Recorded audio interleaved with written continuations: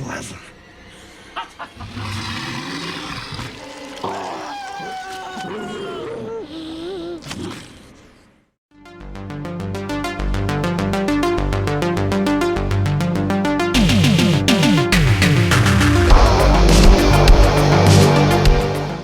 Director Michael Su brings us Bloodthirst, and this one stars Costas, Mandylor, Robert Soldado, Tara Reid, Eileen Dietz, and it's a kind of a post-apocalyptic vampire action horror movie.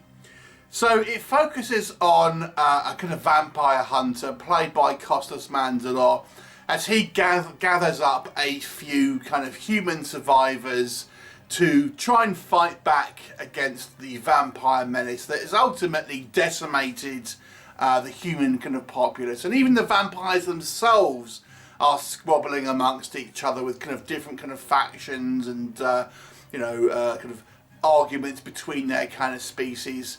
And ultimately it's kind of basically about this kind of group of resistance trying to rising up, trying to find the master vampire, played by Robert Soldado, and fight back. Along the same time, there's also a group of a human militia that may or may not be helpful in their cause. What will happen? You'll have to watch the movie and find out. So let us discuss Bloodthirst. So it's an interesting premise, I would say, you know, having a post-apocalyptic setting and really it being a kind of vampire movie. We have seen kind of similar movies, things like Daybreak, for example. It's had a similar kind of concept, but this is much more of a, you know, desert Mad Max kind of setting. More of your traditional apocalypse setting, although we don't really know what's happened to cause the kind of the world to be in this kind of a state at this time. It just kind of skips over that. What can we say that works in this movie's favour? I do think it's an interesting kind of setup, and I like the fact that we do have both humans and vampires who have different kind of power struggles within them. It makes it seem, you know, more of a realistic idea where it's very much tribalism within the kind of the communities themselves. You know, everyone isn't on a kind of a united front, both human and vampire. There are squabbles and disagreements within them. So I quite like the idea of that. It gives it more of a layered effect, basically. It's different kind of personalities within both kind of camps, which I kind of quite liked. I do appreciate that this movie is really kind of an entirely kind of location-based movie set in this kind of like desert wasteland. I mean, it's obviously cheap to shoot in these kind of areas, but I have to say it does add to that kind of post-apocalyptic feel, which gives it a little bit of a different edge to many other kind of low-budget vampires. I actually quite like some of the cast here. Costas Mandylor as our kind of seasoned vampire hunter with a kind of a mysterious past, I kind of quite liked. A couple of the other kind of the characters as well. There's this biker called Rico, who I thought he was quite a fun character. There's like a female kind of human who drives like a kind of old-fashioned kind of dragster car, and her and her sister. So there's some quite kind of fun sort of little characters that all kind of band together in the kind of different factions. And again, the vampires have their little kind of their characters as well. So, you know, it's quite an interesting world to a certain degree, and I quite like some of the characters within that.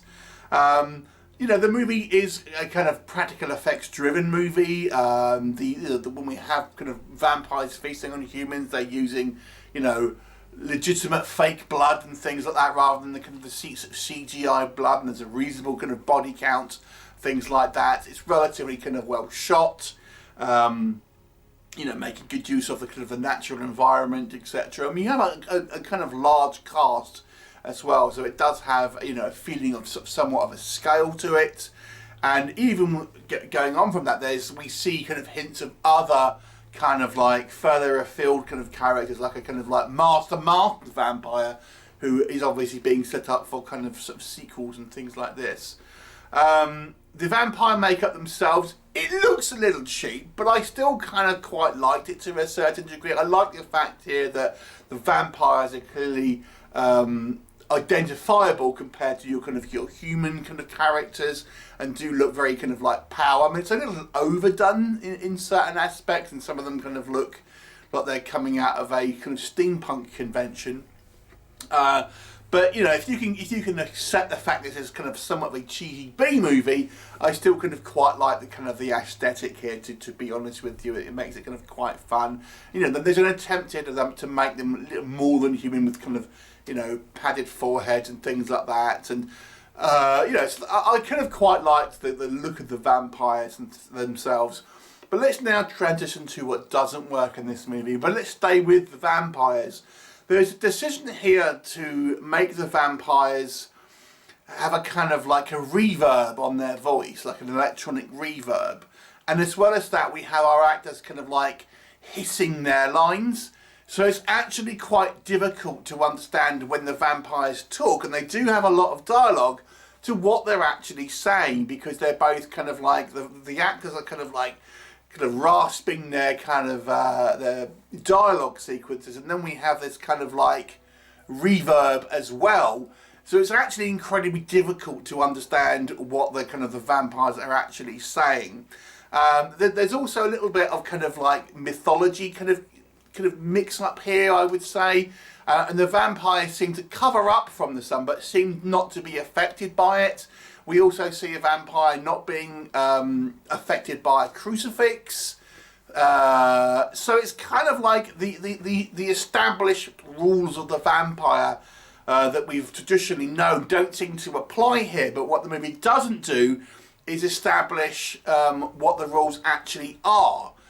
So we really kind of don't know.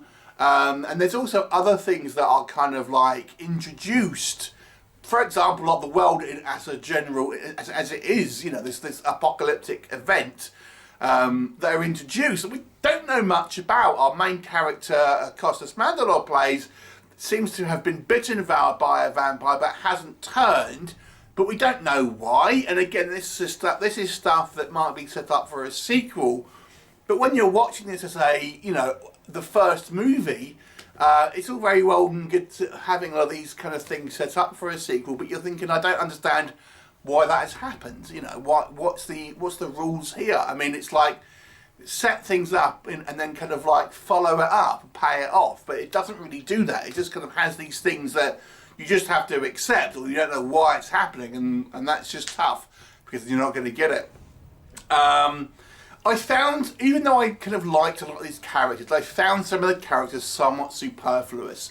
Tara Reid's kind of vampire queen character, I found kind of pointless. She didn't really add anything to the story, and that's just one example. There are, I feel, maybe too many characters that are introduced here that I feel don't have a lot of purpose. I mean, we get a quite a large group of kind of resistance at the end of the day, and you know, it's kind of like, do they get things to do? Not really. I found sometimes, you know, we have these characters that are introduced, but you find them they don't really have a hell of a lot to actually do plot-wise, to be honest.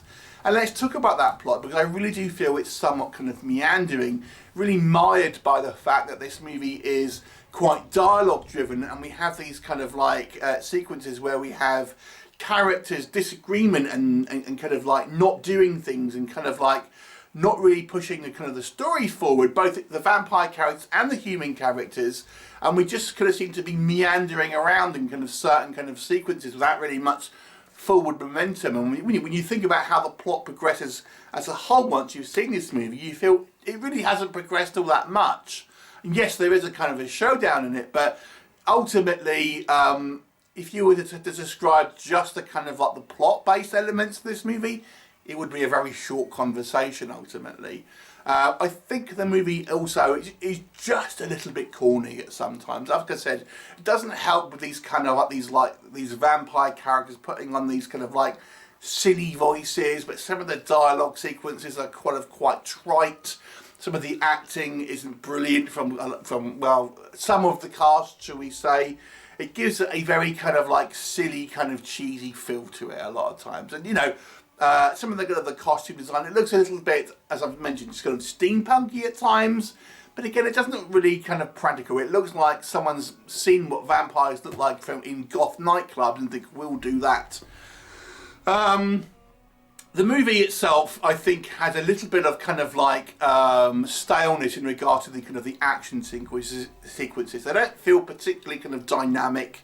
They all feel a little bit kind of like slowly choreographed. Doesn't feel particularly dangerous at any one time.